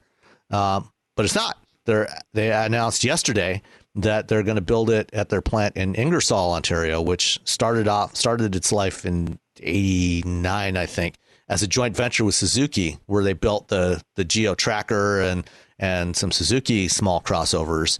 And they built, GM and Suzuki crossovers there until around early 2002, 2003, something like that, when they stopped building the Suzukis. And they built the Equinox there for many years before they transferred that production elsewhere. And so that plant is being converted to building the EV600. So that now makes 4 plants that have been announced by GM in the last couple of months that are building EVs. You've got the Ingersoll plant, Detroit Hamtramck, Orion, which already builds the Bolt, and the Spring Hill, Tennessee plant, which is going to build the Lyriq and other vehicles. And it sounds like there's going to be at least one more plant. The 2 Honda EVs are apparently going to be built in Mexico, or at least one of them is going to be built in Mexico. So we'll probably see one of GM's Mexican assembly plants converted. So that's going to make 5 GM assembly plants that are going to be building electric vehicles by next year, just in North America. Just in North America. That doesn't include China. So, the GM is really going all in on this. Good luck. Yeah. Everybody's sort of on the edge of their seat waiting for the mistake, because that's a cynical thing, but that's just like GM seems to have great plans, great thoughts, and then they just fumble the execution in some way. So I hope they don't, because this is all really promising. And once you get GM behind it, I think that the industry and unlike dominoes, they're going to fall. It's been niche players nibbling at the edges, but it seems like there's such a big commitment now from GM that it's going to sort of get some critical mass, and the industry and consumers will shift. Well, you got sort of naturally. You got GM here, you got Volkswagen in Europe, Ford also. Nissan and Renault are starting to pick up steam. Renault had their big strategy announcement earlier this week. Their Renaulution thing that they're calling it, and they're going to be launching a whole bunch of more EVs in the next 3 years. And reviving the Renault 5. They're bringing back the Renault 5. I saw that. I think that's cool. I do hope that at a certain point we can get past retro, but I like it. Yeah. Well, I think that the concept they showed, looks, it's got some hints of the old Le Car, if you're old enough to remember that, but still, looks modern. It's not like the Fiat 500 that was, much more overtly retro. What else we got? Of potentially failed launches, I was looking at the vehicle subscription that BMW and Audi have pulled now. Yep. Yeah, the subscription model for cars, Volvo seems to be the only one that's getting any traction with that. Everybody else has tried and failed, and I don't think that they're giving up on it permanently. I think it's going to come back, but I think they need to revamp how they're rework how they're doing it. But Volvo is the only one that's gotten any significant success with it. Yeah, I mean the thing is, so the idea is that a customer pays upwards of $2,000 a month, and then they get access to a variety of different BMWs, or in the case of Audi Select, and they did it in very short, very specific markets. BMW actually tried to add a new entry level, which was $1,099 a month, but I just don't think that consumers saw the value of it. That's $2,000. Like, it's and I remember Book by Cadillac also. Mm-hmm. Yeah, it's just that was Mercedes had one. Yeah, Mercedes had one. Porsche's had a program. Until they make Ford had something. Yeah. Until they make a subscription service that's like a couple $100 a month, you're just not going to see wide adoption. And I understand that some of the perks that you get with those subscription services, like they're selling it as a luxury product, and I think that that's a tried and true method, right? Is you make it a premium thing, and you drive adoption that way. And once it gets a little bit wider out there, people want the thing, and they'll either pay up for it, or you can introduce tiers that are more affordable. I just, maybe they missed on making it affordable and what the perks are. I just don't know, but it just, like, anytime I looked at it, I was like, that's so much money. You could just own the car. and I think that's a hump they've got to get over too. Right. And I think what was the biggest selling point of them? That you don't have to own a single car. Yeah, but right. I mean, you had access to a variety, all the different vehicles in the lineup. I understand. Yeah, and that's the thing. You could go on Turo, if you want an RS6 for the weekend, you could go on Turo and rent one, right. or an M5 or whatever. Yeah. Well, also too, like, you have access to the fleet, but there's still a level of hassle you have to put up with. No matter how seamless you make it, there's still got to be that swap of cars. Right. Happens. Well, and that's why these programs are so expensive, because the logistics of managing them is really complicated, yes. to pick up, to have somebody pick up and deliver the cars to customers, and then sometimes, depending on how many cars they had in the fleet, maybe what you want for a particular weekend isn't available. It's so, the idea of conceptually, the idea of having being able to cherry pick whatever car you wanted on any given day, whatever you wanted to drive, for a particular trip, and have insurance and maintenance and everything included in the single payment was really cool. But the reality of actually trying to execute it is really hard and really expensive. Well, and there's things like Zipcar. Yeah. Which Zipcar was, mostly, smaller mainstream vehicles. It was more mainstream vehicles, but I actually remember looking at, originally Zipcar was smaller cars, but then they realized that they needed to expand to larger vehicles, and it didn't. You're right. It tended not to be a luxury vehicle, but then Turo was around, and that was a lot of luxury vehicles. Right. Yeah, and even Zipcar, has never made money. Yeah, it's never been profitable because of the cost of doing this. Of getting the cars where they need to be, excuse me, even, various, other car sharing services, BMW and Daimler had merged about a year and a half ago, had merged their mobility services, their Car2Go and Ride Now services into a one company, and now they're backing away from that as well. In Europe, they already canceled and killed it in North America. They're backing away from it in Europe because these programs are really expensive to operate. And I think the reality is that until we get to automated vehicles where these vehicles can reposition themselves and be easily accessible to people where they are, because if you're in one part of town and the car you want is somewhere else, now you got to go get the car or somebody's got to deliver it to you. It's a hassle, and it's the reality of it has never matched up with what the conceptual ideal was.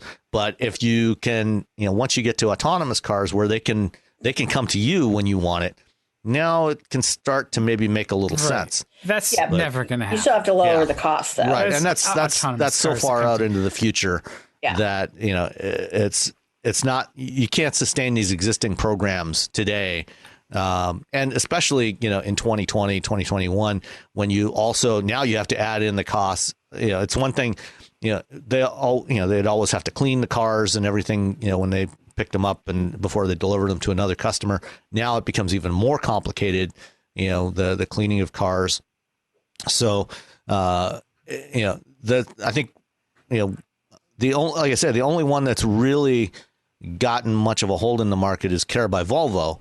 And that's a much more restrictive program, which is more like a lease plus, where you're leasing, and your lease payment includes service and insurance on the vehicle, and you can only swap once every 12 months. Every 12 months you can change out. That's a very different business model. Yeah, and I mean, we've seen companies experiment with a variety of different operational models, and Volvo's is the only one that's come close to success so far. Well, and it's actually impressive that Volvo has come close to success because they're not even in Florida and New York, two of the two pretty big markets. There's other states too, Hawaii, Mississippi, the Dakotas, but it's in Texas too. They're not even in Texas.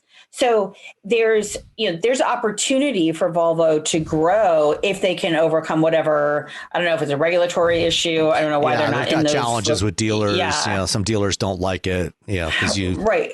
Again, but so if you're going direct to the manufacturer. Yeah, but so you've got New York, Florida, and Texas. Those are three pretty big states that they could potentially tap into if they can work out the issues.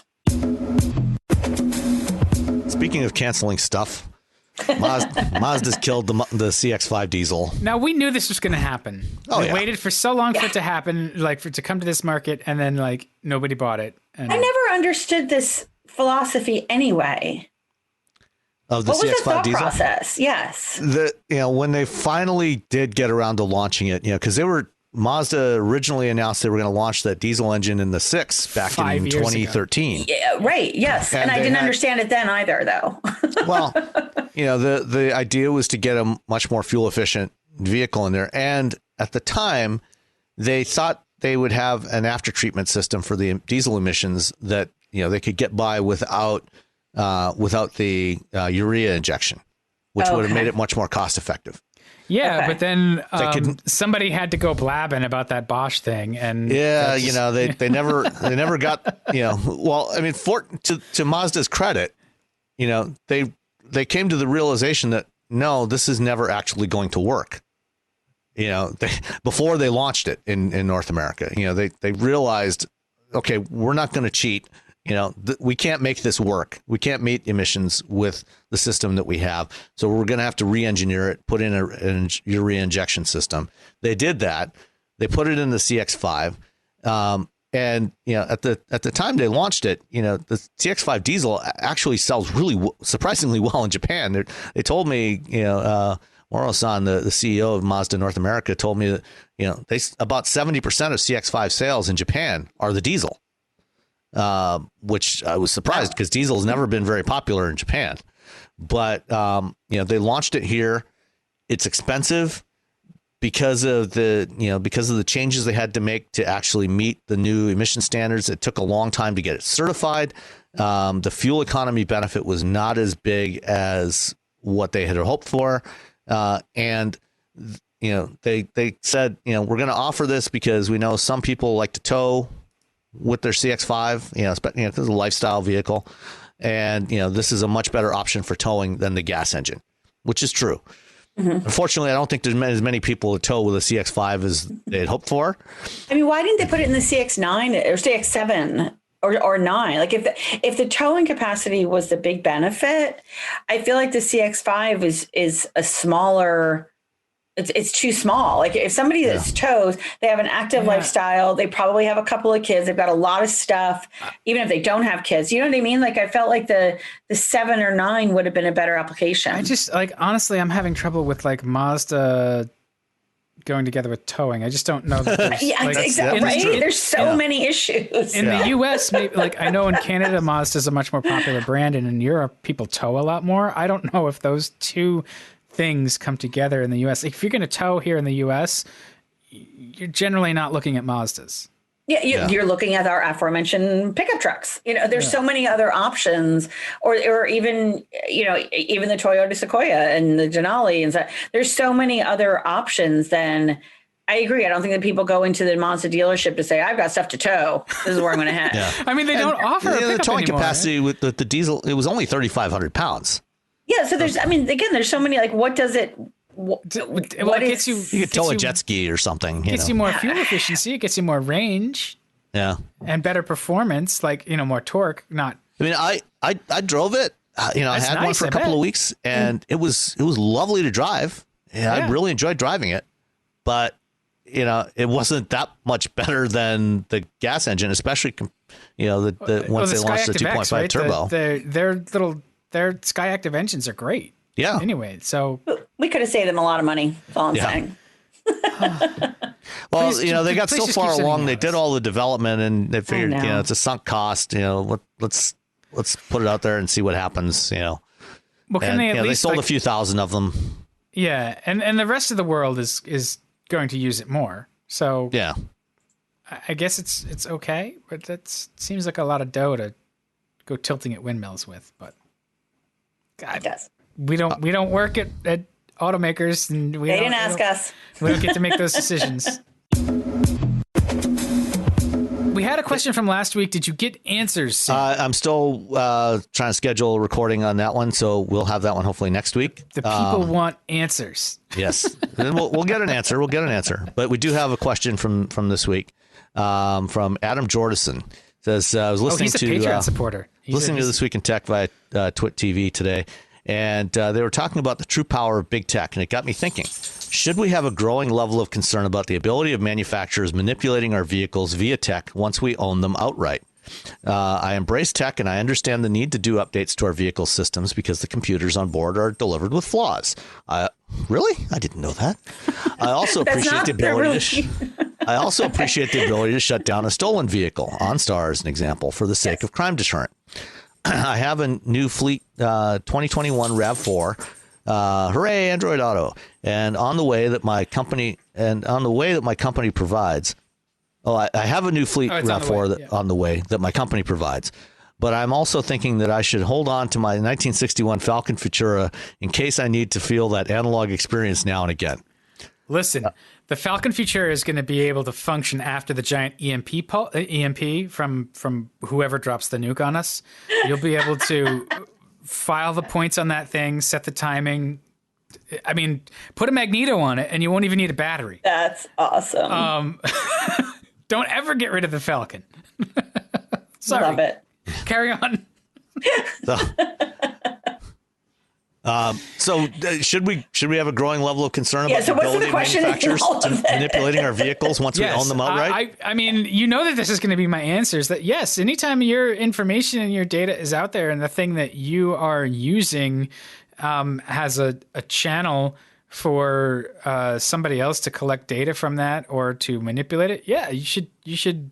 I mean, don't let it paralyze you, but you should be aware of it and understand what the upsides and downsides of that are, and hope, and maybe we can communicate with the automakers and ask them, like, have you thought about the bad things people could do with this? Because it seems like lately there's lots of tech that gets launched by people who have a failure of imagination to think about how the things that they enable are not secure, and they never imagined nefarious uses, which seems like a problem to me. So, I mean, yeah, you should have a healthy respect for it, but not necessarily like change your life, but just, I mean, it's stuff that's there. I don't know.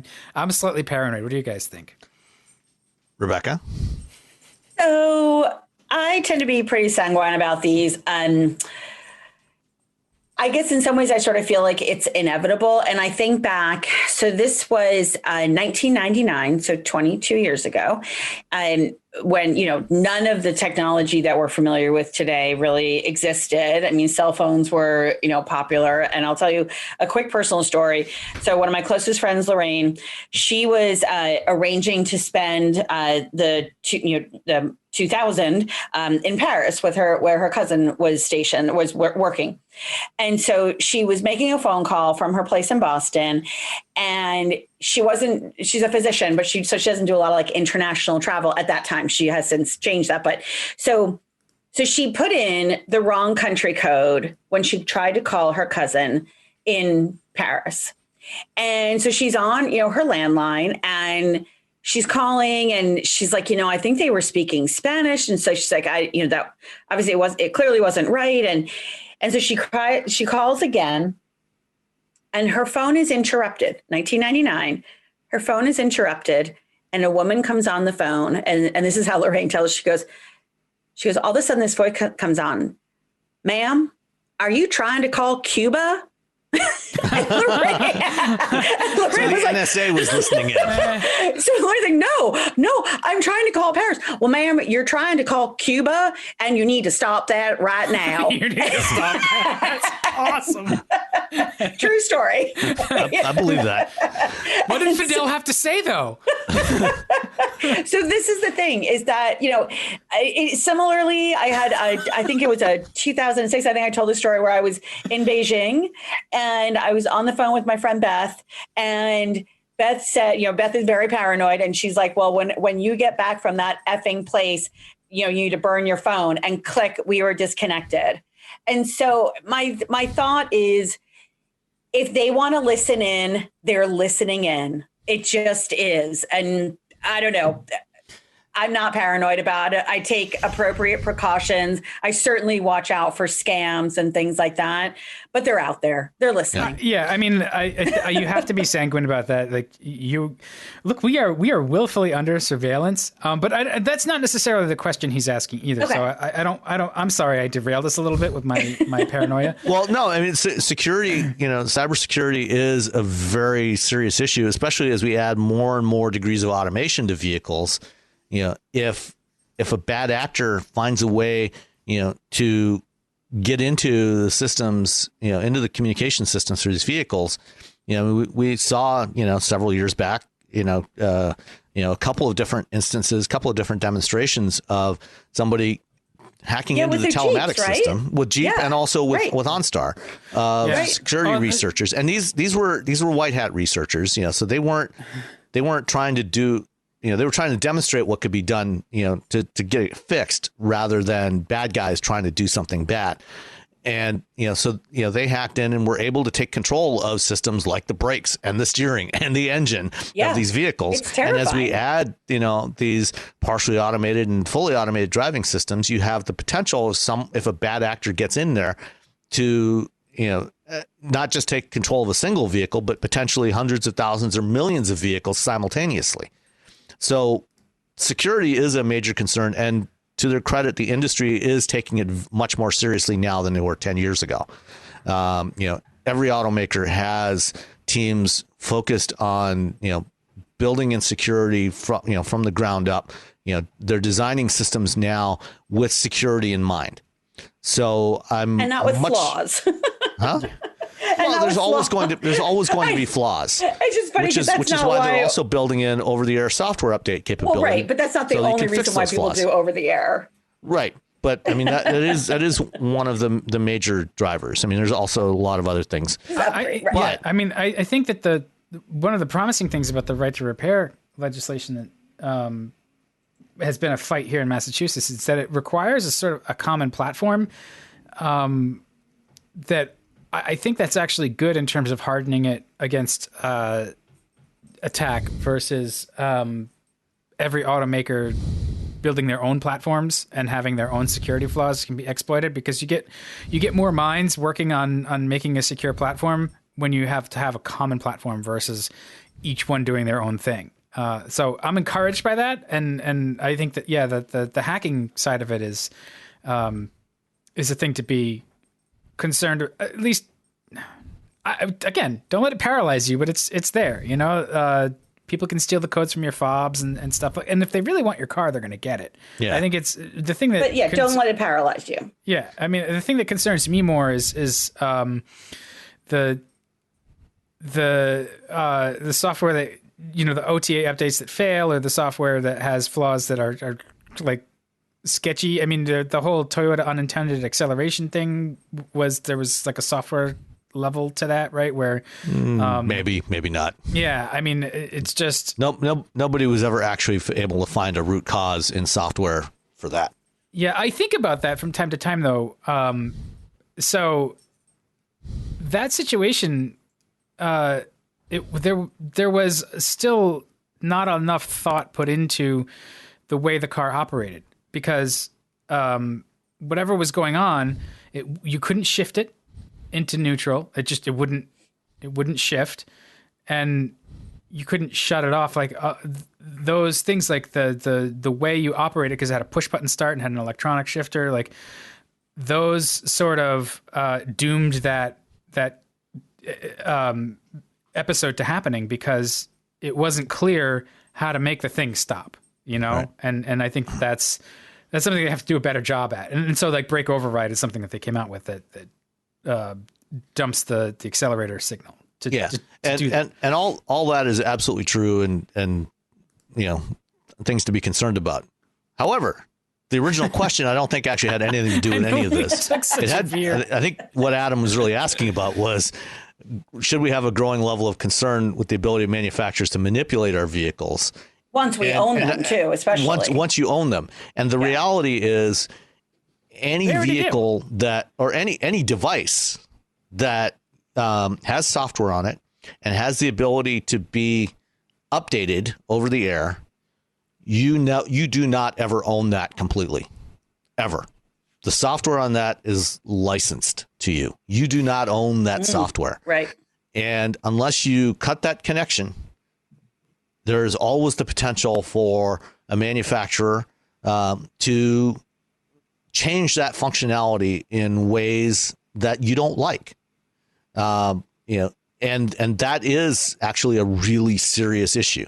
In some cases, it's going to be, for compliance reasons, for regulatory reasons, or they found a bug that they're fixing, and that's great. Or a security vulnerability that they're fixing, that's great. But there is also the potential for manufacturers, or companies, let's put it as companies, to remove functionality that you actually like. And I don't want to get into politics, but I mean, we've seen this happen in the past week, with Parler, a Twitter-like service that, people on a certain part of the political spectrum were predominantly using. And we saw first Apple and Google pull the Parler app from their mobile app stores. And then, right after that, we saw Amazon pull they were using Amazon Web Services to actually run this service on. And Amazon said, nope, you're done. We don't like what you're doing. You're out of here. And no other hosting provider will give them service. Yeah. And so they are completely on their own. I mean, the service is effectively dead right but that's now. That's a little different. You don't sign a service level agreement with your automaker when you buy a car. Well, you actually do. When you buy a car, the first time you start that infotainment system, it comes up with an agreement. You have to say, yeah, I agree to this. to get that connectivity, to use that service, it's one of those click through agreements that, 99.99% of people never read, and nobody reads you hit accept and then you start using it. And, we've seen, Tesla in particular, Tesla is the only one that's really done this so far. They've done this with autopilot, and with their full self-driving package. People will buy or lease a new Tesla, pay thousands of dollars for that functionality. And then a couple of years later, when they turn it back in or they sell it, we've seen, instances where, somebody sells their Tesla to another customer, or they trade it in on another vehicle, and, somebody buys a used Tesla. And that feature that was on that car that was paid for with that car when it was originally purchased is no longer available there. And if they want to use that functionality, they have to pay Tesla thousands of dollars again, because Tesla, once that car was sold, Tesla went in and turned off that feature that in the past, if you bought a car with a premium audio system, that was there for the life of the car. Right. You sold you traded in that car, sold it to somebody, the next person, they got that. And, they paid, the price they paid for that used car was based in part on the idea that it still had that functionality there. And, nobody's going to take that away from you. Now you've got at least one manufacturer that is doing exactly that. They paid a premium, on that used car price for that Tesla. And then after they, changed, after they registered it under their own name, Tesla went in and turned that function off. Yeah. And said, you've got to pay for it again. I can see that as a recurring revenue model. I don't like it. That makes a certain amount of sense from a business perspective, where, first owner is done with it. Second owner, we've wiped the device, as it were, and now the second owner can decide which pieces they want to add back as a subscription model. It's very much like how Adobe software, we used to buy the box of everything, and then a year later it's obsolete and you have to buy the patch and the update, and now it's a subscription model, and you're renting it forever. It's two different approaches. I don't like the idea of renting features in my car. I want a certain level of base functions. So in a way, like, it offends me that they're going to make me pay on an ongoing basis for stuff, and I'd probably just go without. And you have the choice to do that. Yeah, I don't.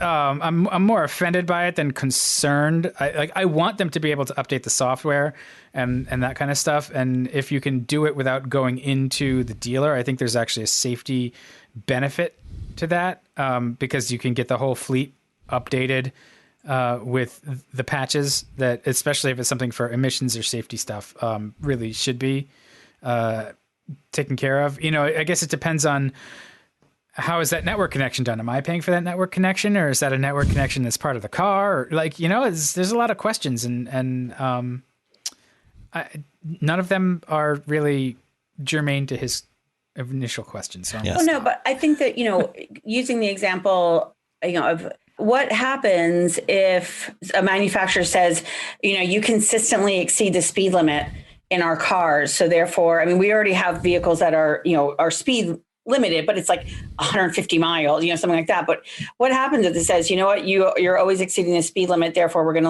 are going to electronically limit your car so you can't go above 55 miles an hour or 65 miles an hour. We don't like the way that you're driving our car.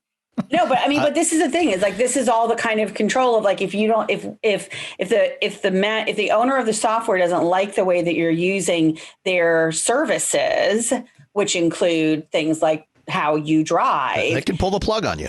Right. Yeah, but I don't know. I think that there's a big civil liberties argument there. And like the whole, we haven't seen anything with firearms over however many years. We've seen a lot of safety things with firearms. We've seen, like, you need to lock it up kind of stuff, but not, you can't use it for in the case of firearms, use, you have, particularly in the U.S., you have the challenge, you have the problem of the Second Amendment.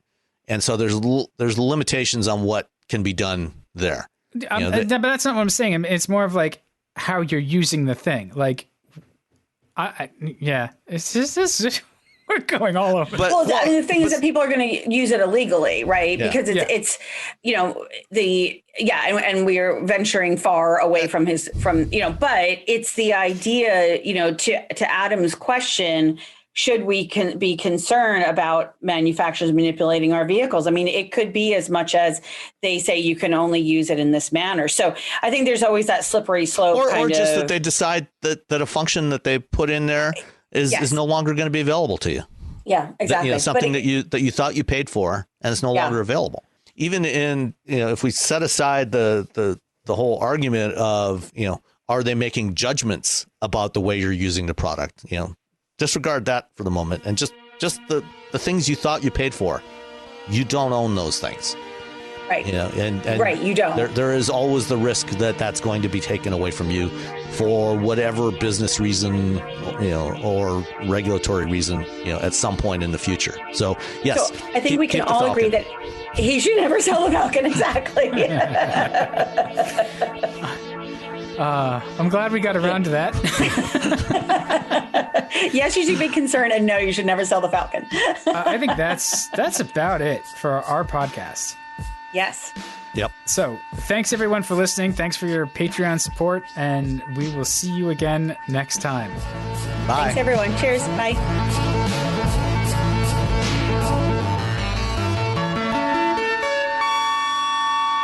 Thanks for listening to Wheel Bearings. Hey, we love to listen to our listeners too. Drop us an email to feedback@wheelbearings.media with your thoughts, questions, or conversation starters. That's feedback@wheelbearings.media. You can also find us on Twitter @wheelbearingscast. Don't use any vowels except for the A in cast. So that's WHLBRNGS cast. Thanks again. We hope to hear from you soon.